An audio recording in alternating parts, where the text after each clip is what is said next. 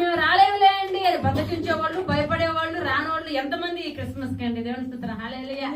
కానీ వాళ్ళు రాత్రిపూట ప్రయాణించారు, దేనికి భయపడలేదు, ఏ దొంగలకి భయపడలేదు, ఏ వ్యక్తులకి భయపడలేదు.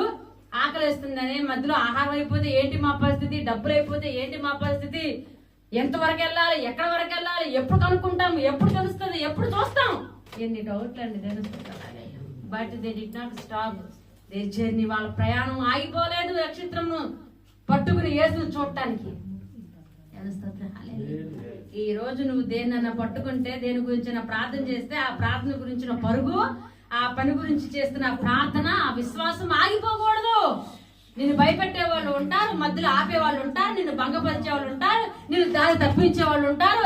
అనేక మంది వస్తారు, ఇంట్లో వాళ్ళైనా బయట వాళ్ళైనా, అది పక్కన వాళ్ళైనా, మంచి వాళ్ళైనా, గొప్ప వారైనా నిన్ను ఆపటానికే ఉంటారు. కానీ నీ ప్రార్థన అయిపోకూడదు. నువ్వు